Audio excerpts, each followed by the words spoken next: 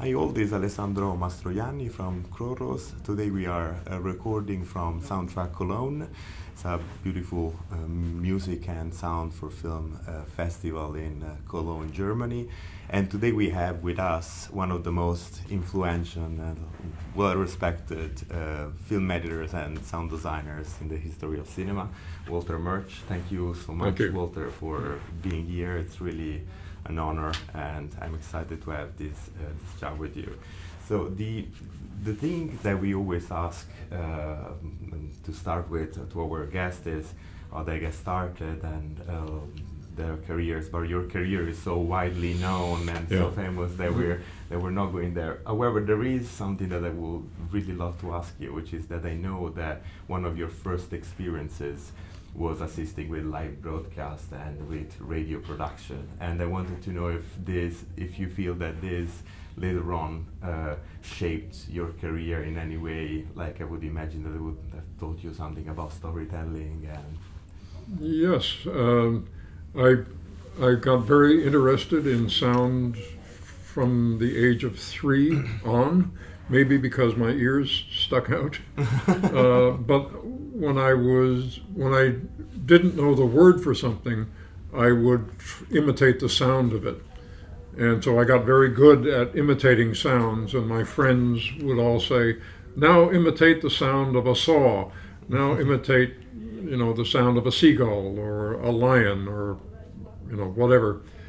And perhaps for that reason, I was very intrigued when I heard about tape recorders, which would have been 1951.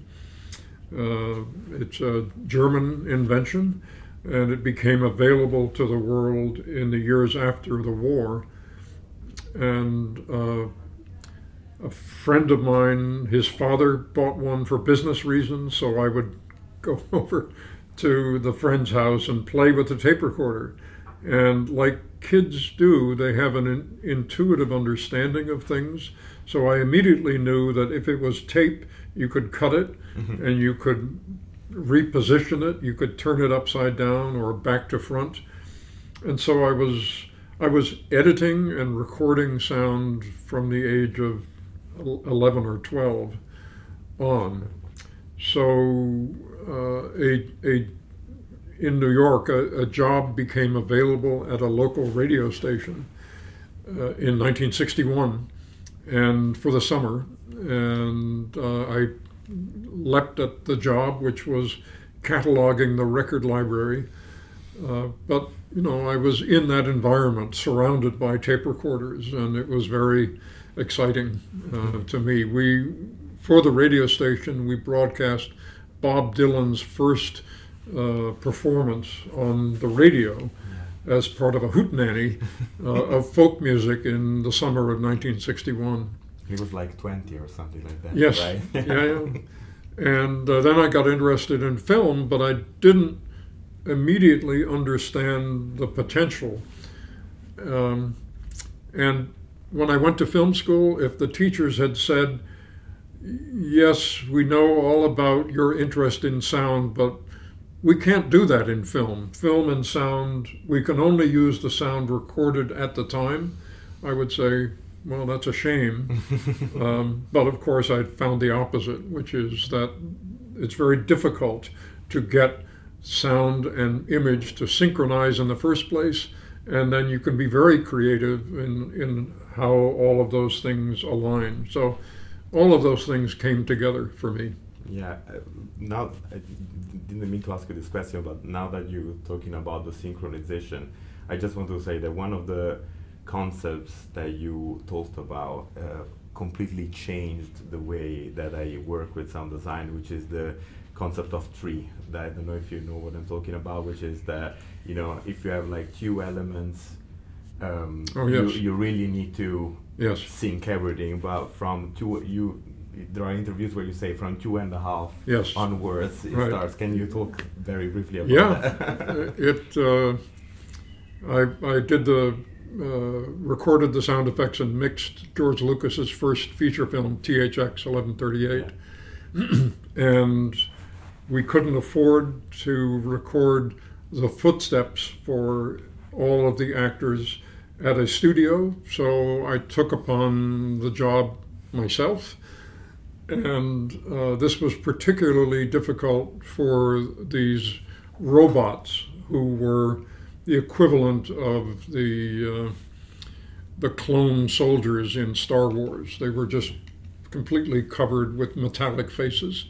And the idea was that they weighed 300 kilograms and they were made of metal. So what did their footsteps sound like? So I created special shoes, and I went to the Museum of Natural History in San Francisco, a big space, and recorded myself walking in that space. But then the nightmare of how to synchronize all of this, each footstep at a time. And I was having this headache when I discovered that if one robot is walking, the footsteps need to be in sync.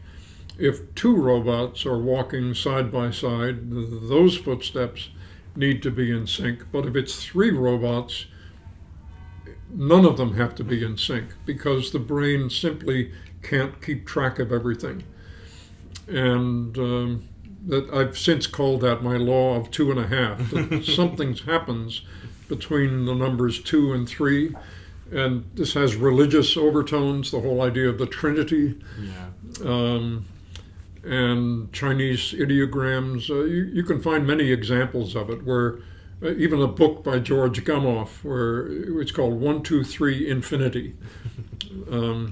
So it is a general principle that when you have more than 3 similar layers at the same time, you have to, something almost chemical happens in the relationship. And you can use that to your advantage, but you certainly have to take it into consideration.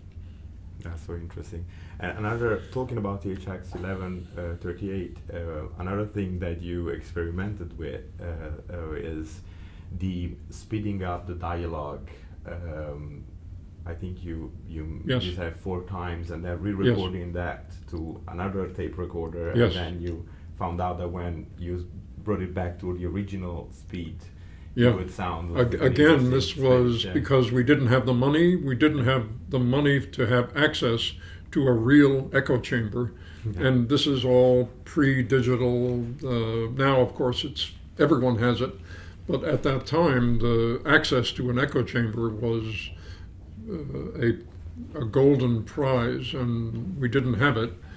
And so I found out that if you take dialogue or any sound and you record it at on a tape at 3 3/4 inches per second, and then play it back in a space at 15 inches per second, and then slow that back down to 3 3/4, you effectively enlarge the acoustic space by 64 times. So an ordinary room like this would become like a cathedral.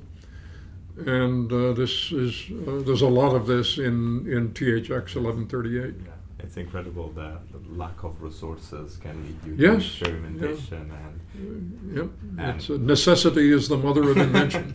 yeah, and that workflow became essentially the standard for I mean, today with digital convolution, well, like Right. you essentially invented that process. Yeah, well, which is incredible. Orson Welles had done similar things in Touch of Evil. Yeah. With his music tracks, he also had original recordings by Henry Mancini, and he played them through a cheap speaker in an alleyway at Universal Studios, and then recorded that sound. He didn't speed them up or slow them down, but he was after the same kind of thing, which was to place these sounds acoustically within the implied space of what the photograph said. An interesting thing that I'd like to talk about is immersive formats. You obviously very famously worked on Apocalypse Now, which I think was probably the first or the second film to came out in 5.1, and I know that they are like even quite different plan at the beginning, right? That it was supposed to be shown only in a place Yes. in the center of the United States with like a very specific Right. sound. This was Francis's dream, is that Apocalypse Now would show in one theater in the geographic center of the United States, somewhere in Kansas or Nebraska, and people would come from all over the country, and they would look at the film in basically what was a version of IMAX, and it would be very long. It would show in two sections. They would have dinner, and then they'd watch the final section, and it would have a fantastic new sound format. The only thing that survived of that idea was 5.1 sound, which is that. And it was a fantastic adventure. We learned a lot because we were the first to really explore the potentials of that space, I think. Superman, the first Superman film, came out before Apocalypse. It was technically shown in 5.1 at a number of cinemas, but my memory is that they didn't really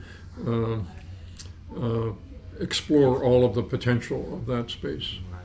And so what today is like there is a lot of talking about immersive formats. There is obviously Atmos, but even there is a lot of talk about binaural, which is interesting because it's a somewhat old technology. And are you excited about the way surround formats are explored and used nowadays? Or? Yeah, I mean, I was very nervous going into Apocalypse Now because I'd only mixed monophonic films prior to that. So for aesthetic and philosophical reasons, when I designed the approach to the sound for Apocalypse, I wanted there to be sections of the film that were in mono for 5 minutes at a time, and then you would move from mono into stereo, and then move from stereo into 5.1, and then back to mono again, and then stereo, mono, 5.1, so that there would be an organic pulse of the sound rather than having it be 5.1 all the time. Yes, I'm interested because, I mean, in a sense, Apocalypse Now was the gateway drug that got people interested, in this. And we did not intend the format to become the standard, which it had. I mean, 5.1 is now kind of the basic standard that you have to produce for a film. I'm ambiguous. It's a tool, and like any tools, it can be overused, I think. And I over the last couple of years, I'm allergic now to the word immersive because it's a buzzword now that's used almost everywhere. Yeah. I mean, the most immersive thing you can produce is a compelling story for a film that really engages the audience on an emotional level. That's real immersion.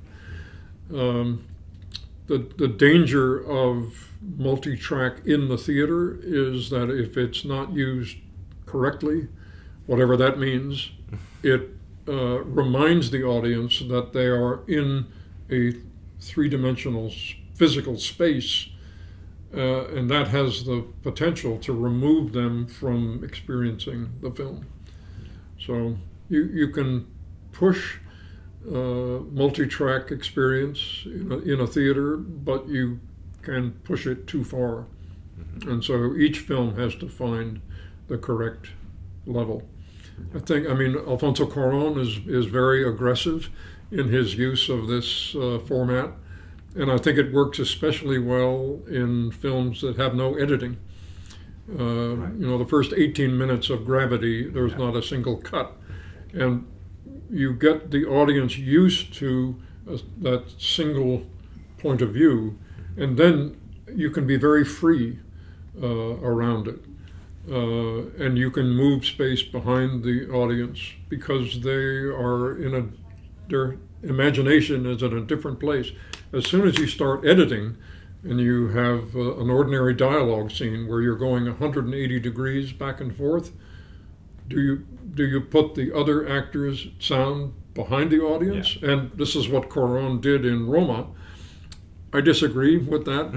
My personal feeling is that is artificial, and it just reminds the audience that they are in a theater rather than with the characters in their own space. Yeah, as a musician, I also find it very interesting and hard to implement when it comes to mixing,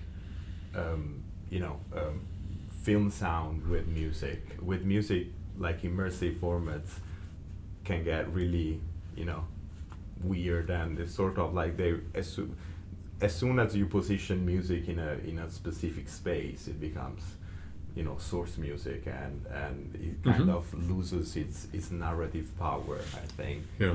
In a way.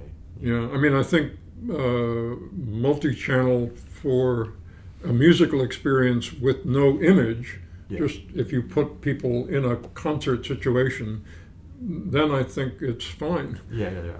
But as soon as you have a rectangle of light, that orients, it's like suddenly the space is magnetized, and there's a very powerful north, which is the screen. Yeah. And therefore, what that is it becomes very ambiguous. And we had, when we mixed Apocalypse, we had lists of, we can do this, we cannot do this. We had forbidden things. Never put dialogue behind the audience, except in a completely chaotic situation, like the riot at the end of the Playboy Bunny concert in Apocalypse Now. Then you can do almost anything, but under other circumstances, dialogue needs to come out of the center speaker. Staying on Apocalypse Now, something that I find very interesting aesthetically is that I know that because of the limitations, and that being on film, you cut sound on a black and white copy, and I always wondered whether like it must be like quite a different experience. And do you think that influenced the sound design on that film? And the other question would be, what was your reaction to your work once you mixed it on the color version? Well, we had our first experience of that was mixing THX 1138, which we mixed to a black and white image. And it was only after we'd finished the mix that we saw it with the color image. And it was clear from that screening that we had been too aggressive in the sound. Interesting. That when the visual medium is limited, because the black and white image was not only black and white, it was really not completely in focus, and it was very dim. So the optic nerve was receiving very little information, and therefore you had more brain available to deal with complex sounds. When suddenly it was in focus, in color, there was lots of information, and then it was, your brain didn't know what to do with this extra sound. So we remixed the film after that experience, and as aggressive as it is now in THX, it was much more aggressive prior to that, and so we calmed it down in spaces. So when we did Apocalypse, I was very aware of my experience 10 years earlier with THX, and so we would mix the black and white because that was what we could afford to do,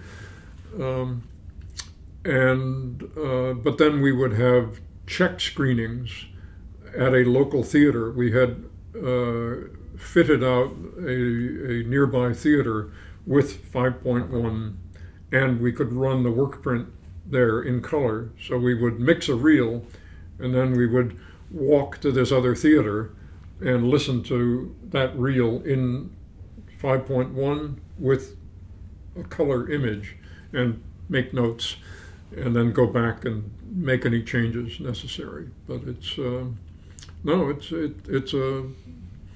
if you want to let your imagination loose, I would say turn the color off and just look at the black and white image and see what happens. Yeah, that's quite interesting. Like, it reminds me a little bit of animation movies where you have to work with either wireframe or even storyboards, and it's always exactly what you say. You either do too much and then you always need to tone it down, which is very interesting. At Krodos, one of the things that we do is making, obviously it's like a plugin company, so we are like very, we are essentially a tech company, but one thing that we're trying to do is to embed an element of performance into the sound design process. And one thing that we've been reflecting a lot about is that we think that the element of performance is somehow lost. And I find very interesting that you were someone who was really working with performance because of your use of tape machines, and I know that in Sight and Sound you even mentioned Frank Warner that would work with tape and do really unique things, and they would destroy everything once the film was finished. So do you think that with the transition from analog to digital, part of this uniqueness and the element of performance is lost? Well, yes, certain things are lost, but certain other things are gained. I'm very happy that I started working in the analog world, but I'm happy that I don't have to do that anymore. But specifically to your question, the projection of a film from the sound perspective is a performance relative to the image. When you think about it, the projection of an image has to be in focus, there has to be enough light, and the light has to be evenly spread across, and that's it. Yeah. Whereas when I go to a preview and I check the theater out, there are many, many more variables. What are the speakers? What are the quality of the speakers? What is the coloration of those speakers? How do they interact with the acoustic space of this theater and this theater filled with people versus this theater empty? And how is the balance of this channel relative to that channel? And so it's fairly easy to get a good image on the screen.